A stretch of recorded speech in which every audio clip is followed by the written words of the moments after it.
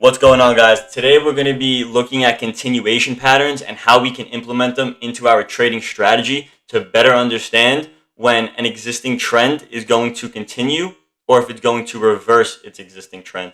So before we jump right into this, I want you guys to understand with reversal patterns and continuation patterns, it's never guaranteed to have the same outcome every single time, right? So just because, let's say, a bull flag worked for you one time and its outcome worked phenomenal, does not mean it's going to break out to the upside every single time, right? Because the belief of one trader or a few traders, if they have a different belief in the future direction of the market, and let's say they sell a heavy position and price breaks out to the downside, that doesn't mean that the bullish flag is never going to mean that it's going to break out to the upside again, right? It just means that this time it didn't work. It had a lower probability of working. So just always keep in the back of your mind, every pattern is unique in its own way, and do not have very high expectations for it to to perform the same exact way that it performs every single time, right?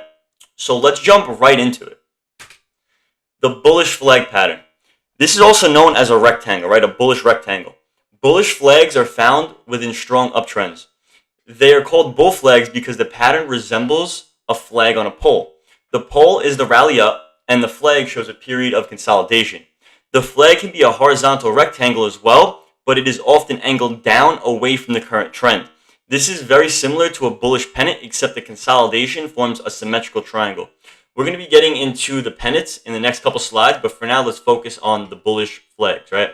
So as we can see, we have our flagpole, right, that run-up rally, and then price starts to consolidate between these two channel lines, right? We have our sloping down trend line, which is support. We have our sloping down resistance line, which is resistance, right? So now, if we look, what happens? Price is angling down, right? The channel is angling down against the previous trend. So now, as price starts to bounce off of support, we can see that we start to have an upside breakout, boom. And now once we have that upside breakout, price continues the previous trend. But now, how do we know how far price is going to break out, right? The way we measure the breakout length is we take the flagpole and project it upwards from the breakout, as we can see here. We take this flagpole, right, and we project it upwards from the breakout point. And that's how you would get your target profit area of where you would most likely want to take your profit. So these are very, very commonly seen, actually, and I actually trade these a lot. These hold a lot of significance, especially on higher time frames. So now the bearish flag, also known as the bearish rectangle. Bearish flags are found within strong downtrends. They are called bear flags because the pattern resembles a flag on a pole. The pole is the pullback, and the flag shows a period of consolidation. The flag can be a horizontal rectangle as well, but it is often angled up away from the current trend. This is very similar to a bearish pennant, except the consolidation forms a symmetrical triangle. Again, we're going to get to the pennants in a couple slides. So let's look. This is basically the inverse of the bull flag, right? We have the flagpole coming down in a strong downtrend, consolidation sideways, right? And then we can see we have a breakout to the downside, right? But now where do we get this price target down here, which is based on the flagpole? We measure the flagpole and project it downward from the downside breakout. Then, as we could see, price tried to pull back up, but we couldn't retest this high. And guess what? We continued the downtrend until finally we ended up pulling back up a little bit.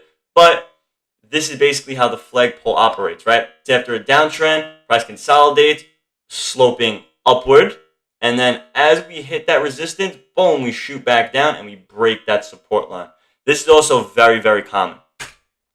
So now the bullish pennants that I keep talking about, right? Bullish pennant pattern. The bullish pennants are continuation patterns that occur in strong uptrends. The pennant is formed from an upward flagpole, a consolidation period, and then the continuation of the uptrend after a breakout. Us traders look for a break above the pennant to take advantage of the bullish momentum, right? So, as we can see, similar to the flagpole, we have our pole that shoots up. But then instead of having a channel, right? Let's go back. Having this channel line, right? See these sloping up channels? Instead, we have a symmetrical triangle that it forms between, right? Price consolidates between this symmetrical triangle until finally, boom, we have that upside breakout and it continues the existing trend. Right? Because nothing goes up forever. Nothing goes up forever without coming down and pulling back a little bit, right? So you could think of this consolidation as a pause in the existing trend, right? We're on a major uptrend. We pause, and then we continue to push upward, right? So now next, we have our bearish pennant pattern similar to the bullish pennant pattern. So bearish pennants are continuation patterns that occur in strong downtrends. The pennant is formed from a downward flagpole, a consolidation period, and then the continuation of the downtrend after a breakdown. Us traders look for a break below the pennant to take advantage of the bearish momentum.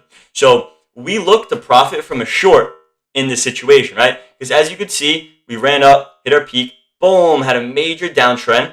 Once we created this flagpole, look at what happened.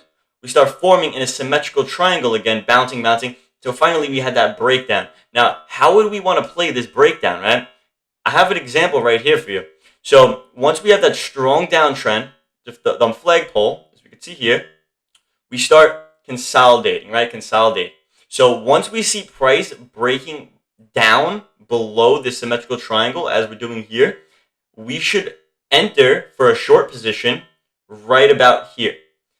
Put our stop loss right above here, right? Because we could retest back up, but if we hit our stop, we want to get immediately out of that trade, right? And then our profit target is going to be projected the same way. We take the flagpole length and project it downwards, right? Now, this could exceed the flagpole. This could not really fully reach the flagpole length, or it could exactly hit the flagpole length, right? Nothing is certain, but it's a good estimate about where the breakout is going to reach, right? So now let's look at the bearish rising wedge. I'm not going to say it gets complicated here, but you need to know the inverse of the bearish rising wedge and the falling rising wedge, right? So the rising wedge pattern is a continuation or reversal pattern formed when price bounces between two upward sloping converging trend lines.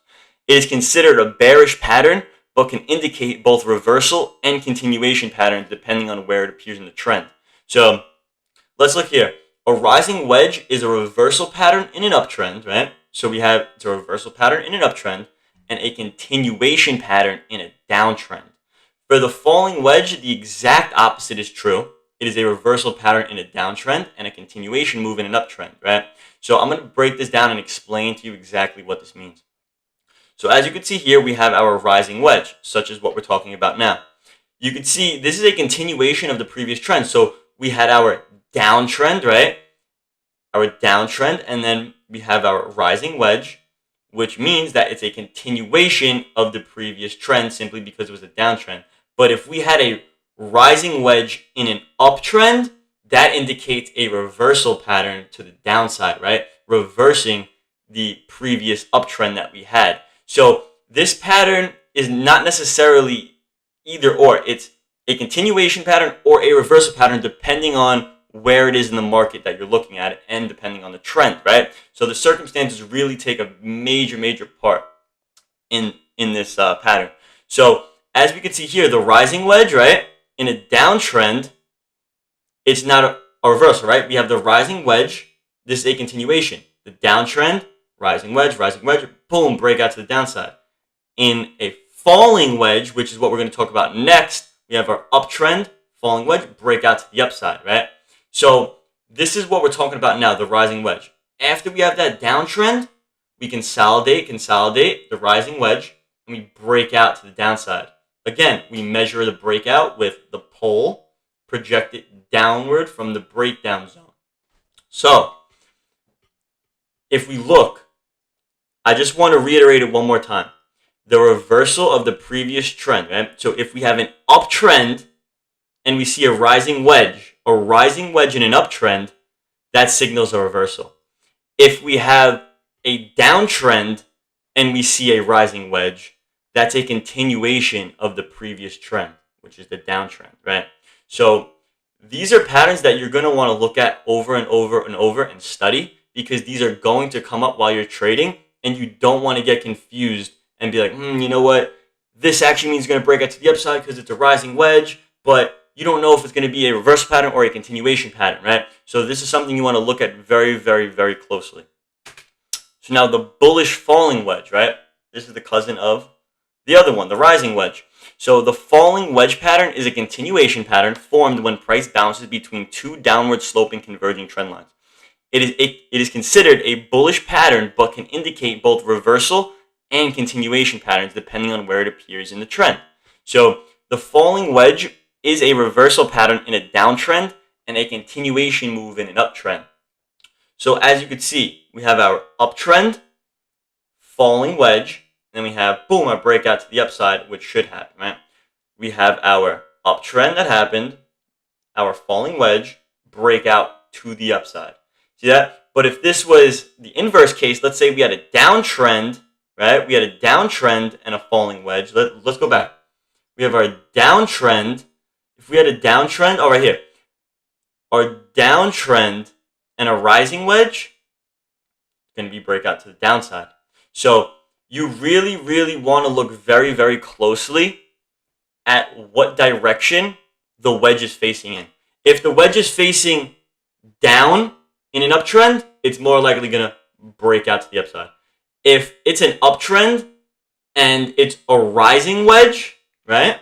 If it's an uptrend and it's a rising wedge, price is more likely to break out to the downside.